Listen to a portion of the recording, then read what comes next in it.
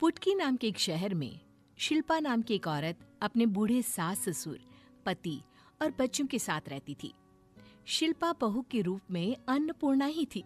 उसका पूरा दिन सास ससुर की सेवा, बच्चों की देखभाल और पति की मदद करने में ही गुजरता था। हाय राम, ये घुटनों का दर्द तो जाता ही नहीं। अब भगवान उठा ही ले, इस कष्ट से तभी मुक्ति होगी। बुढ़ापा बहुत खराब है। ऐसा क्यों कहती हैं माँ जी? आज ही मैंने आपके घुटनों के लिए लहसुन का तेल बनाया है, आइए लगा देती हूँ। अरे सुखी रह बहू, सुखी रह।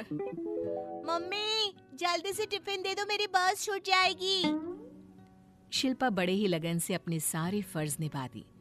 घर के खर्चे से कुछ पैसे बचाकर वो भविष्य के लिए जोड़ा भी करती थी। घर की माली हालत कुछ खास अच्छी ना थी, पर शिल्पा उसी में गुजारा करती और महेश से कभी किसी चीज की मांग ना करती। रात को महेश काम से घर लौटता है। फैक्ट्री वाले हाफ वर्कर को ही रखेंगे अब। मतलब आपकी नौकरी? नहीं नहीं, मेरी नौकरी तो है, पर अब पगार आधी ही मिल पाएगी बस। कोई बात नहीं जी, थोड़ा मुश्किल समय है पर कट जाएगा। मैं सोच रही थी क्यों ना मैं सिलाई का काम शुरू कर दूं, थोड़ी आपकी भी मदद हो जाएगी। शिल्पा सिलाई का काम शुरू कर देती है और अपने घर की परिस्थिति को बचाने में लग जाती है। गुलक तोड़ने का समय आ गया, देखती हूँ कितने पैसे जमा हुए हैं। शिल्पा गुलक तोड़ती है और पैसे गिनती है। 30,000। इतने में तो आराम से सिलाई मशीन आ जाएगी। कल से ही काम शुरू करती हूँ। शादी के पहले शिल्पा सिलाई कढ़ाई का काम किया करती थी। उसके हाथ तो मशीन पर ऐसे दौड़ते मानो किसी फैशन डिजाइनर के अंडर कोर्स करके आई हो। क्या सूट सिलती है शिल्पा, मजा आ गया। तेरा बनाया हुआ सूट पहनकर गई थी मैं मुंबई की शादी अटेंड करने। अरे सब रुक रुक कर पूछ रहे थे कहाँ से बनवाई। मान गए तेरी कला को।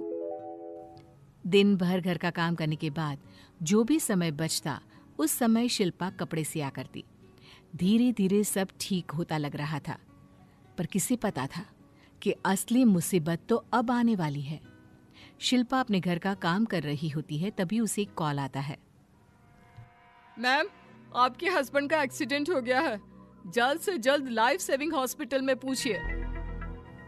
ये बात सुनकर शिल्पा के पैरों तले जमीन खिसक जाती है। मशीन पर चल रहे पैर अपने आप ही थम जाते हैं। अपने पल्लू पर कटकाई हुई सुई बिना निकाली ही शिल्पा उसी हालत में भागती हुई नंगे पैर हॉस्पिटल पहुंचती है। बहुत बुरा एक्सीडेंट हुआ है आपके पति का, शायद दोनों टांगे काटनी पड़े। ऑपरेशन के लिए जल्द से जल्द 2 लाख का इंतजाम कीजिए, वरना कुछ कहा नहीं जा सकता।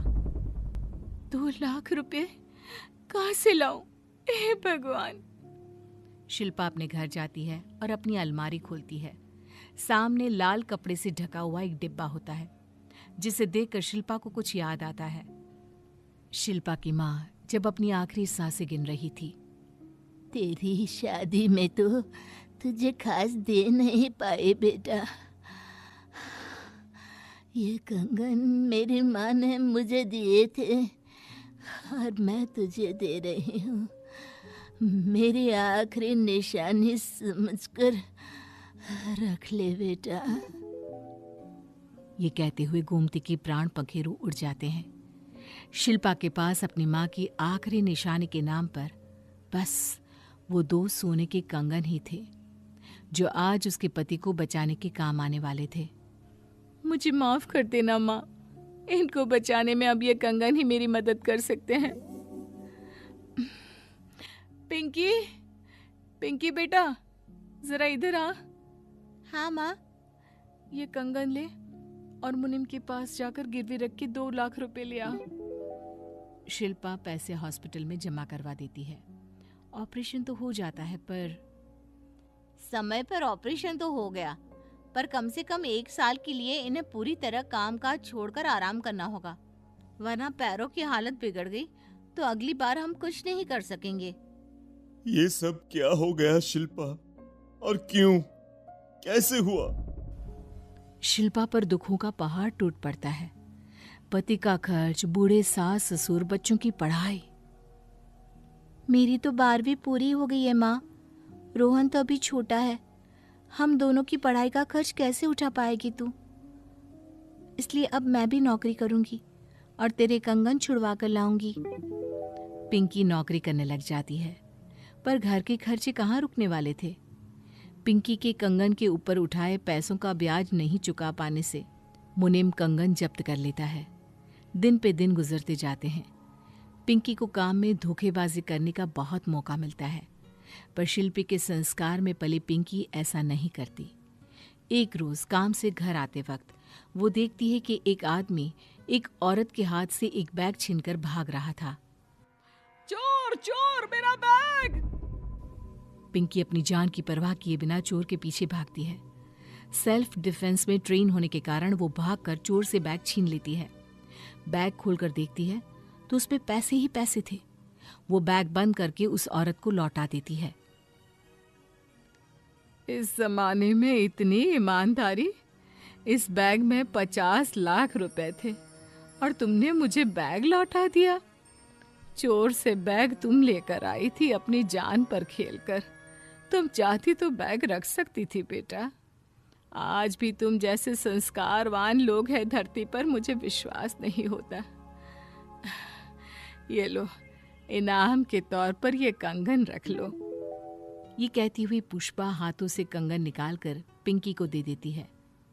वो कंगन कोई और नहीं, पिंकी की माँ के कंगन थे, और वो औरत कोई और नहीं, मुनीम की माँ थी। पिंकी कंगन देखते ही सारी बात पुष्पा को बताती है। आज से तुम्हारी पढ़ाई का खर्चा मैं उठाऊंगी बेटा। हमें तो तुम जैसे ईमानदार लोगों की ही जरूरत है। अब से महेश हमारा खाता संभालेगा। उसमें उसे ज्यादा चलना फिरना भी नहीं पड़ेगा। जिसकी बेटी इतनी वफादार है, उसका बाप तो कितना वफादार होगा। शिल्पा के साथ बहुत बुरा हुआ, पर उसके अच्छे कर्म और अच्छे संस्कार उसकी मदद करने आ ही गए। कुछ ही दिनों में महेश ने काम करना शुरू कर दिया। शिल्पा शहर की जानी मानी टेलर बन गई और उनका परिवार सबके लिए एक मिसाल बन गया। माला घर पर बर्तन मांजकर अपना गुजारा करती है और अपनी बेटी नीलू को पढ़ाती है। लेकिन नीलू अपनी माँ माला को एक नजर भी देखना नहीं चाहती है, क्योंकि उसका आधा चेहरा जला हुआ है। एक रोज माला के घर के बाहर कुछ बच्चे खेल रहे होते हैं और उनकी गेंद माला के घर में आ जाती है। एक बच्चा आता है और कहता है, कोई है क्या यहाँ? हमारी गेंद अंदर चली गई है, हमें वापस दे दो। बच्ची की आवाज सुन माला कमरे से निकलकर बाहर आती है और कहती है, अभी रुको, देती हूँ। माला गेंद बच्चे को देती है। नीलू ये सब देख लेती है। आपको समझ में नहीं आता क्या? क्यों गई गेंद देने? मुझे बोल देती, मैं दे देती। जब देखो ये जलावा मुंह लेकर चली जाती है सबके सामने। माला की आंखों से आंसू बहने लगते हैं। वो बेचारी बिना कुछ कहे अंदर चली जाती है। भगवान के आगे बैठकर फूट फूट कर रोने लगती है। भगवान, तूने मेरे साथ जो किया, मैंने तुझसे कभी शिकायत तक नहीं की। बस मेरी बेटी पढ़ लिख कर कुछ बड़ा कर ले और मुझे कुछ नहीं चाहिए। माला ज्यादा से ज्यादा घरों में काम पकड़ लेती है और अब बर्तन के साथ साथ कपड़े और घर सफाई भी करने लगती है। इसी तरह महीने बीत जाते हैं। एक रोज नीलू देर तक स्कूल से घर नहीं पहुंचती। चिंता के मारे माला नीलू के स्कूल पहुंच जाती है। स्कूल में नीलू के सारे दोस्त माला को देख लेते हैं और मुंह बनाने लगते हैं। माला को स्कूल में देख नीलू अपना होश खो बैठती है और तुरंत घर के लिए निकल जाती है। घर पहुंचकर नीलू माला से कहती है, मैं मर नहीं गई थी जो स्कूल चली आई। मेरे दोस्तों के सामने मेरी बेइज्जती करवा दी तुमने। अब सब कल बातें बनाएंगे कि नीलू की माँ जली बुनी है। बेटा, मुझे बहुत चिंता हो रही थी कि कहीं तुम्हें कुछ हो तो नहीं गया। कान खोल के सुन लो, अगर फिर तुम कभी मेरे स्कूल में आई या मेरे साथ कहीं गई तो मैं पढ़ाई लिखाई सब बंद कर दूंगी और स्कूल छोड़कर घर पर बैठ जाऊंगी। नहीं नहीं, अब से मैं कभी तेरे स्कूल नहीं आऊंगी, लेकिन तू पढ़ाई मत छोड़ना। मैं कभी तेरे दोस्तों के सामने नहीं आऊंगी। माला अंदर ही अंदर टूट जाती है, लेकिन उफ तक नहीं करती। कभी भी दोनों जाते तो नीलू माला से एक हाथ दूर ही चलती, ताकि कोई नीलू की माँ को पहचान ना ले। ऐसे ही दिन महीने साल बीत जाते हैं और नीलू बड़ी हो जाती है और जॉब करने लगती है। माँ, तुम अब ये सब काम करना बंद कर दो।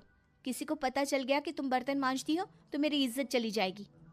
अगर तुम्हें आज से यहाँ रहना है तो ये सब काम छोड़ने होंगे। बेटा, अब तो मेरे हाथ पैर भी साथ नहीं देते। अब मैं क्या काम करूंगी? मैं तो तेरे ही कमाने का इंतजार कर रही थी। माला खुद को कमरे में बंद कर लेती है और किसी के सामने नहीं आती। इधर नीलू को अपने साथ काम करने वाले लड़के से प्यार हो जाता है और वो उससे शादी करना चाहती है। एक रोज रवि नीलू से कहता है, नीलू, मैं तुम्हारी माँ से मिलना चाहता हूँ ताकि उनसे मैं तुम्हारा हाथ मांग सकूं। ये सुन नीलू मन ही मन कहती है, अगर इसने माँ को देख लिया तो मुझे कहीं छोड़ ना दे। इस औरत ने तो मेरा जीना हराम कर दिया है। अब इसके कारण मेरा प्यार मुझसे दूर ना हो जाए। नीलू रवि से कहती है, ऐसा है कि माँ गांव गई हुई है, जब आएगी तो मिल लेना। हाँ ठीक है, मैं तुम्हारे घर तो जा ही सकता हूँ। चलो फिर आज तुम्हारे घर चलता हूँ, देखूं तो मेरा ससुराल कैसा है। रवि की जिद के आगे नीलू की एक नहीं चलती और उसे रवि को अपने घर ले जाना पड़ता है।